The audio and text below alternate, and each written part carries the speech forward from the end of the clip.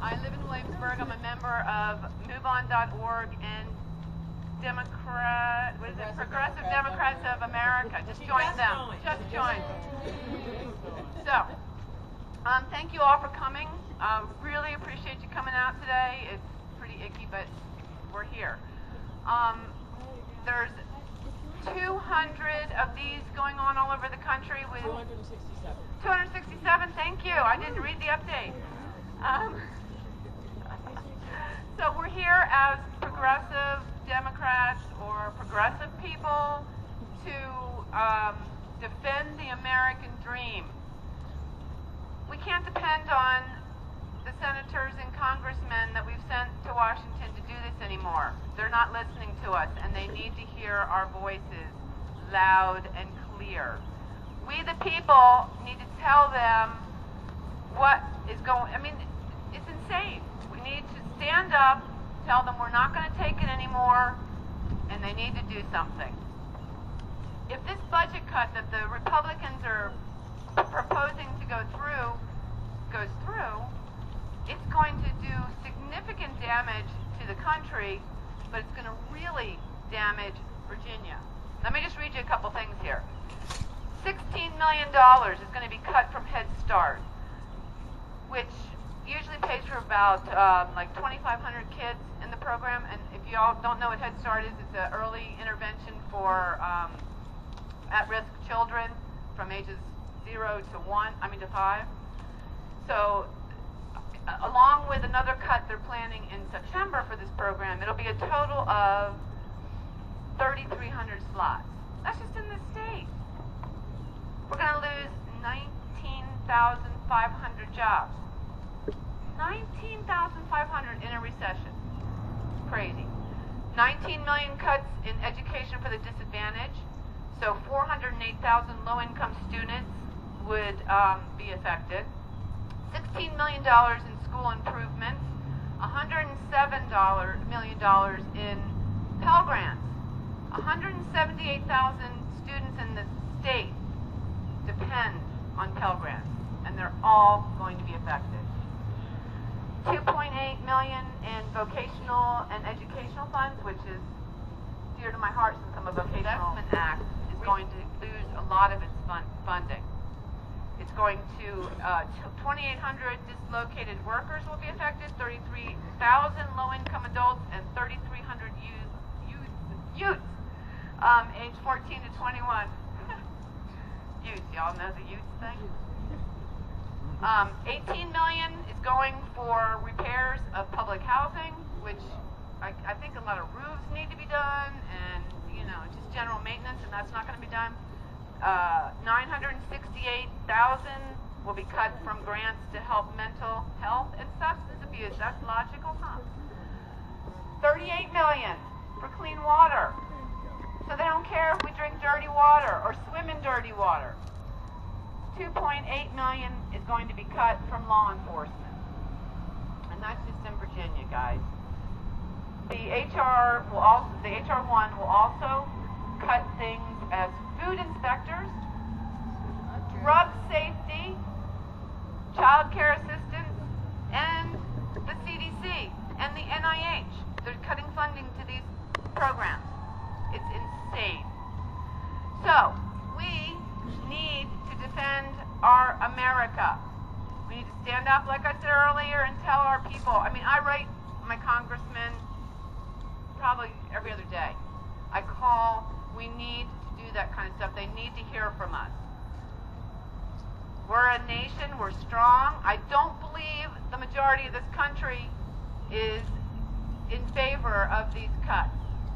One more thing before I hand it over to my BFF now, Andrea, who really helped me with this event. There's an organization, I'm not sure if you've heard of it, but it's called usuncut.org, and it started in the United Kingdom, and it's actually going to corporations and doing sit-ins or walking in front of the Bank of America. I did one a couple weeks ago in D.C. because they're not paying their taxes. If we were to get taxes from corporations that owe money to the government, we wouldn't be in this situation. For every dollar the IRS spends collecting taxes like this, we get 10 in return. So, if you all get a chance, go to the usuncut.org website, check it out. It's fun. It is so much fun going into Bank of America. I went in with a $1.5 billion check. Tried to cash it. They looked at me like I was insane. But anyway, it was really, really fun. And you know, they squirm and they don't expect it. And it's a really, really good idea to get some money going. We need revenue, not just cuts. And I guess a lot of people here, you move on, you sign one petition, you move on for life. I'm also Progressive Democrats of America, so I'm part of the national field team. There are going to be a number of other events like this because we are not going to let this rest. We are not going to let them continue to steal our money. Right now, one of the big fights that we're having with the budget is the cuts to Social Security and Medicare. They want to cut $1.7 billion from Social Security. That would close it down for a month. That's our money that we paid into Social Security for our old age, or if we get sick and can't work in the workforce. And they probably want to spend it in Iraq, Afghanistan, or blowing somebody up somewhere. So one of the things we really need to make sure that they understand in Washington is we get the idea of a balanced budget. But what we need to do is balance the budget in ways that make sense. We need to take back the tax cuts to the rich. Yes. The billionaires and millionaires don't need it. We need to stop these wars. All right? We need to end the wars. Now, I have a document on the table that gives you the cost of what we've spent on war. In Virginia, we have spent $34.1 billion in Iraq and Afghanistan. Just on bombs. Right. All on bombs, just destroying. In the city of Richmond, $636 million. That we owe China. Well, right, and it's borrowed money. I love it. It is. It's borrowing money to buy heroin and then wondering why they can't pay their house note. Well, gee, I don't know. That's kind of the elephant in the room, and that's exactly where we are right now.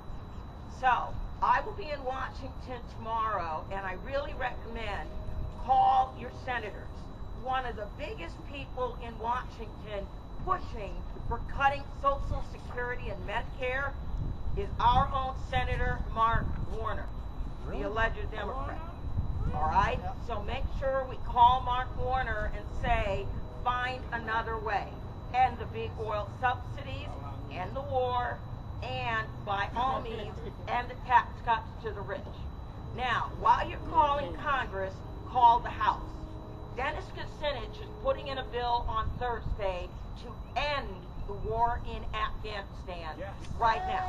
All right? So call the House, tell your representative that you support the Kucinich bill that will be introduced on Thursday. Believe it or not, after 9 years of war, this is the very first time Afghanistan is going to be debated on the House floor. Now, they're only going to let the debate go on for 2 hours, and then they're going to make them vote. So we're going to have to try to get organized and do whatever we can to try to see how many people we can push toward that vote. All right, I'm going to turn the microphone over now to another guest speaker. Got to put my glasses on. All right, let's see. Who am I introducing? Rabbi. Oh, all right. I'm going to introduce Rabbi Ben Romer. It's really critical that we involve the faith communities because, number one, they have the ability to reach out to so many people, and it's also important that we understand the morality or the immorality of what's happening with the budget. Rabbi Romer was born in Huntington, West Virginia, and he grew up on the west side of Michigan near Grand Rapids. Congregations in Florida, Indiana, South Carolina, and North Carolina, you travel a lot, have benefited from Rabbi Romer's leadership.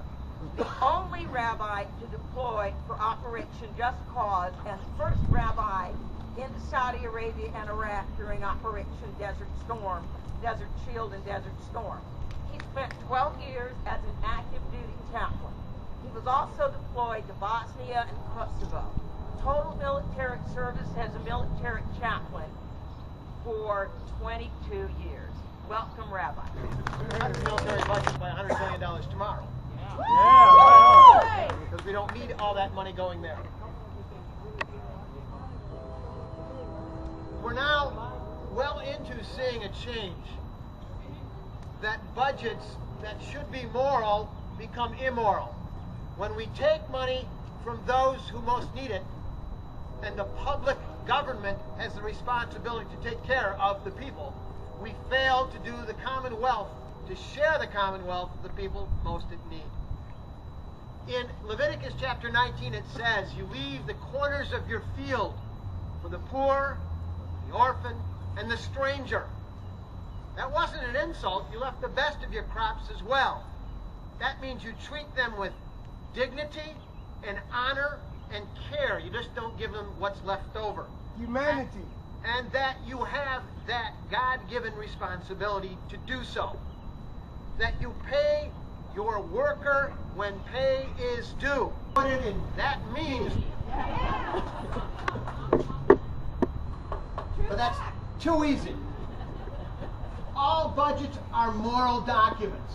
And when they present an immoral reality, to take money from those who have earned it, the workers, to deny them access to their own money, when you take pensions and pay it for someone else, when you take money paid into Social Security, $1.3 trillion surplus, and say there is no Social Security, and then ask those who have worked for it to say, oh, wait a few more years, you're immoral. It is a failure. In the book of Nehemiah, in chapter 5, the people came to him and said, you know, our own leaders have sold us to the equivalent of slavery. What do we do? And Nehemiah was a fat, happy guy. He said, this is wrong. I have to be right with God. So what does he do? He gets all the people together, and he brings the leaders in front of them. And he says, you're wrong. Fix it. Or all these people, that's the challenge we have, is to get all those people. Because the numbers we have is in people. We have strength in numbers. And that change brought the change so that there was no longer the stealing of money and people and rights and privileges. In the 1840s, before Abraham Lincoln was elected president, he was a member of the Whig minority in the state of Illinois. And the it was the Democrats at that time. Oh well, parties change. And they were going to pass a law that clearly was not what they wanted. So they locked the doors of the House so that they had a quorum. And he jumped out the second-story window and broke quorum. And they could not vote on that. But the Illinois legislature couldn't do an end around on legal reality, unlike Wisconsin. And so those senators who left the state are Lincoln legislators. They bear strongly and wonderfully what Lincoln stood for as well. That is the kind of strength of American values and God-given values that we have the responsibility to affirm. That those who teach, those who care, those who work in the government have the right to what they've earned and to earn more, to be part of the greater American way. Our responsibility is to lift up the moral statement that those in power do not have the right to abuse it, and that those who deserve what they have earned, those in need, and those who have worked for what they have, are able to receive it at all times. Vietnam, we dealt, and everything we dealt with, Guy's homeless. Please, let me speak. We got, I would like my truck. Thank you. Not as eloquent a speaker as the rabbi was, but I'll do the best I can. Like Sandy said, I lived in a coal mining camp in West Virginia. I was raised by a coal miner. During the time my grandfather was working and alive, he worked for Island Creek Coal Company, got paid in strip, crawled back in a mountain, 3 foot deep coal, got paid in strip, came home, lived in a company house, went right back to the store, the company store gave him the script that wasn't of value to anybody anyplace other than right there. So it was paid slavery. He fought for unionization because he said that everybody in this country deserves a voice. And our voice is being taken away by a whole bunch of politicians that, after what occurred on Wall Street, all of a sudden, and I haven't been able to quite figure it out, how we all of a sudden became the enemy. But we didn't have anything to do with what went on. But we are now looked at as the enemy, and everybody that talks about what's going on, it's our fault, and that the blue-collar worker, the middle-class American, is the problem. The reason that the United States was developed, the reason that it was founded, was because the people in Europe, they didn't want a two-second system. They didn't want the working poor and the rich, and that's exactly what our government's trying to do right now. When Adolf Hitler came into power in Germany, one of the first things that he did was to dissolve all labor unions. He said you can't let people that you're trying to dictate have a voice. And it looks to me that that's what our government's trying to do right now, take our voice away. Well, I'm not going to let them take my voice away. And I'm an old man. I'm an old man now. And the only way that we beat this battle is with the youth. You know, I grew up in the 60s and 70s, and I was involved in a lot of radical things that I probably shouldn't have been involved in. We're old men now. Absolutely. But we are what we are, and we got where we're at because of who we are. And we can't let someone like Walker and his tactics and the Koch brothers. And I say it like this: if one of the Koch brothers and Walker were on an airplane, and that airplane crashed on an island in the South Pacific. If we don't do something as American citizens to stop what's going on, we won't have a voice. We won't have an opportunity of a voice. One of my heroes, a hero of mine for a long time, Bruce Springsteen, said that the only effective voice that Americans have ever had is labor unions. And all it is a voice. All we want is an opportunity to speak, to have a way of being able to have a decent life. And our government can't dictate they have to govern. And if we keep putting these, politicians used to campaign to get elected, and then they'd come in and do their job. Now politicians, it's a lifetime career. They come in, they campaign to get elected, then they campaign all the time they're in office, but they never do their job. And absolutely. I'm going to shut up here in just 1 second, but because when I grew up, adults used to say that if somebody was ever able to have $1 million, that they'd never have to work another day in their life. I had to put it on old hillbilly's terms to where I could understand it, so I did a little math. 1 million seconds equates out to 11 and a half days. And 1 billion seconds equates out to 32 and a half years.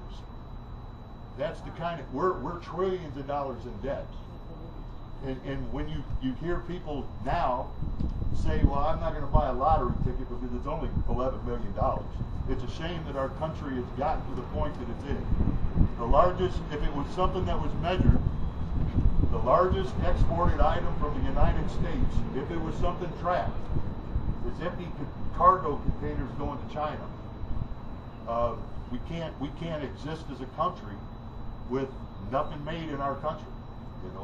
So we got to stand together, come to these kind of rallies, listen to gentlemen like this man in front of me. He fought for our nation. He fought for our nation. We got to, Americans don't do a whole lot till they're scared. Well, we all better get scared because they're trying to put us down the drain. Thank you very much. Hello. How are we today? Are we alive? Yeah. Are we upset? Yeah. Are we angry?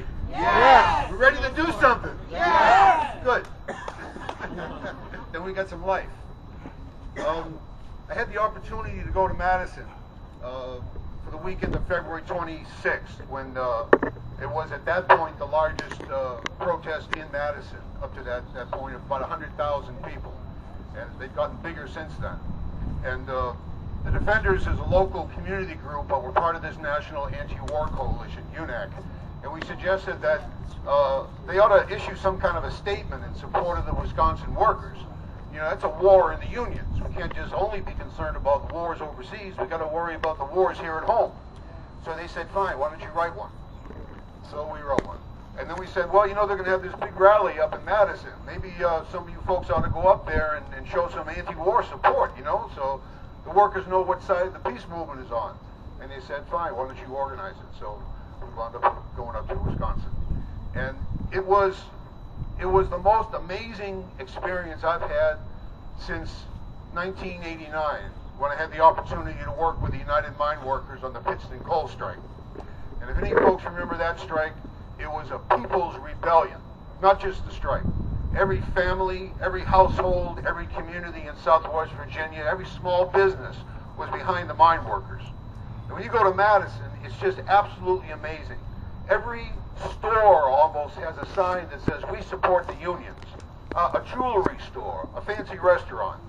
Why, Scott Walker went to the opening of a new restaurant downtown Madison about a week after the occupation of the Capitol. It was called The Merchant, very high-class place.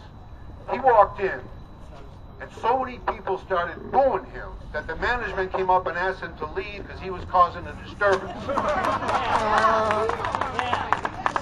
And you see the film, and it's on YouTube, of the president of the police suspension of collective bargaining. He thought they could cut them away from the rest of the union.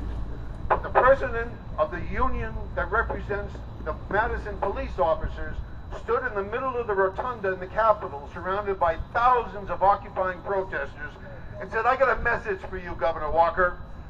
When we took the oath to serve and protect, we're not winning. We're not winning this struggle.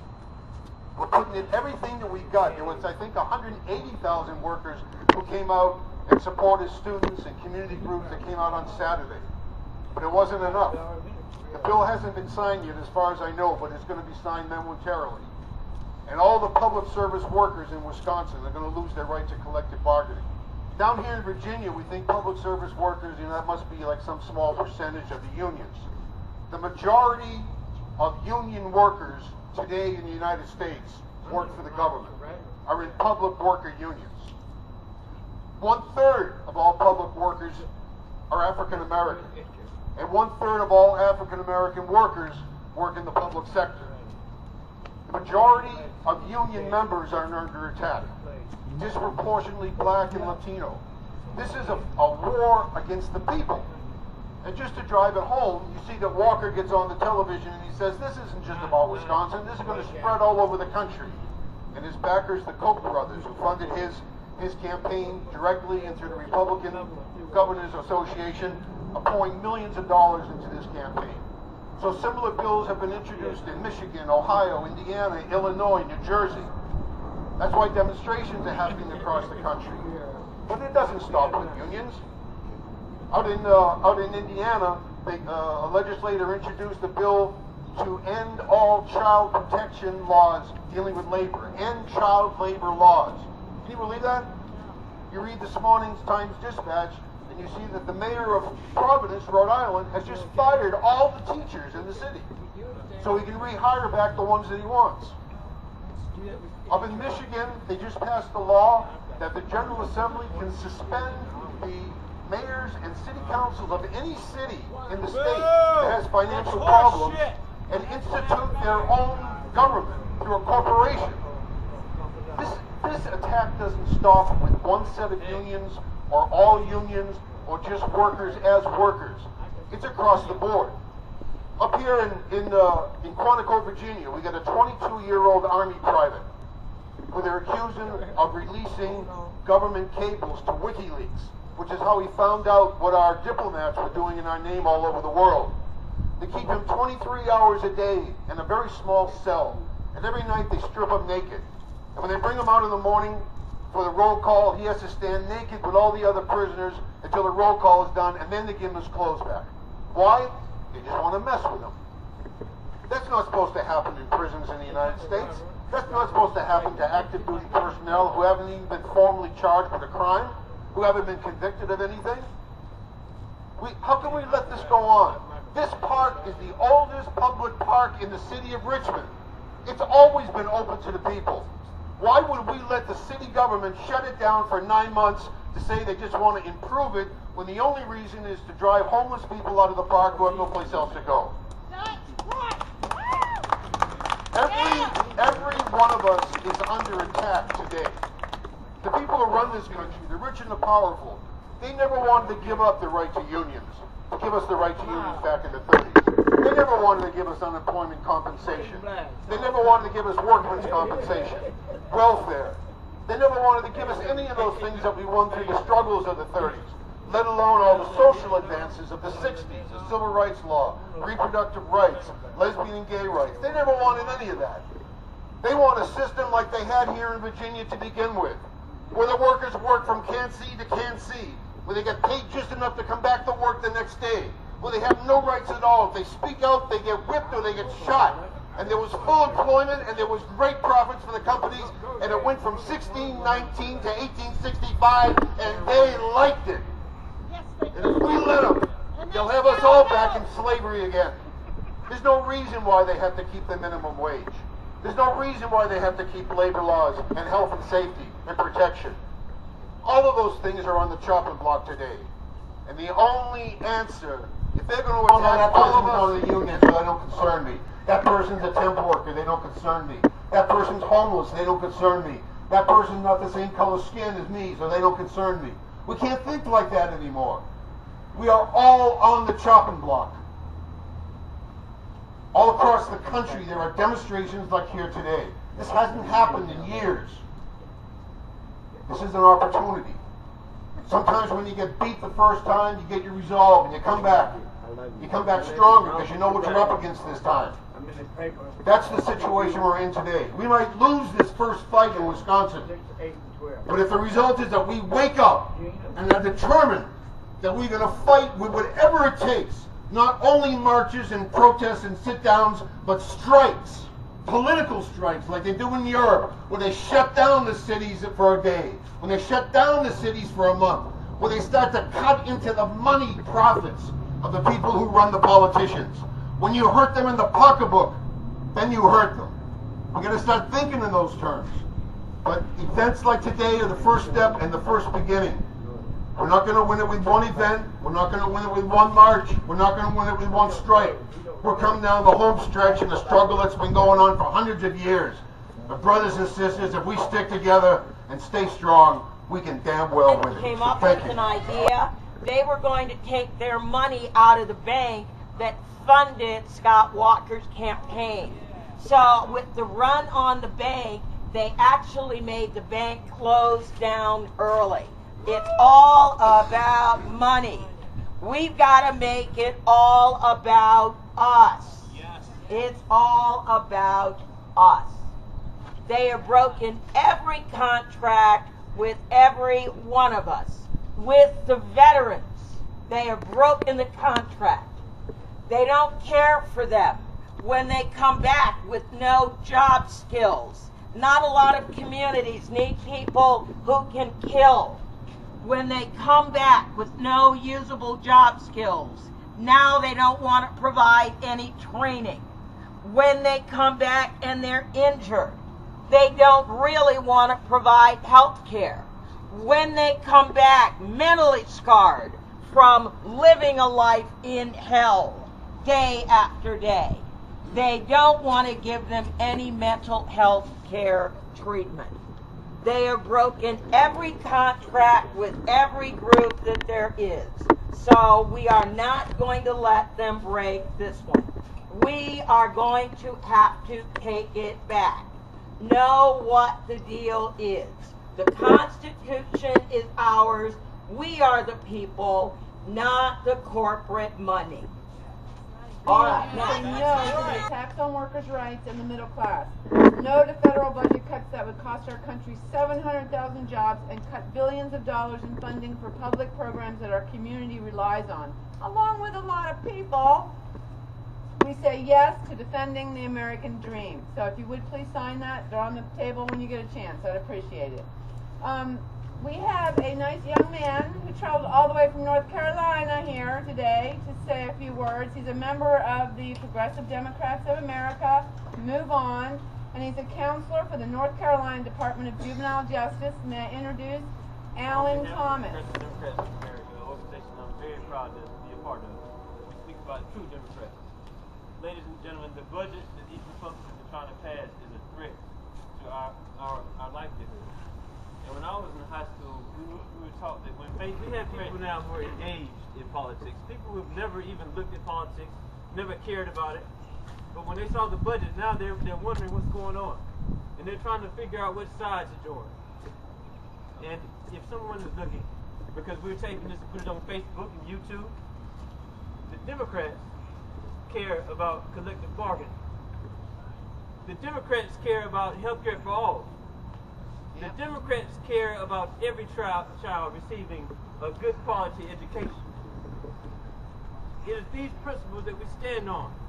We care about ending the war in all occupations. And people wonder why we gather here today. We came here today because somewhere in America there's a single mother who has been teaching everything in her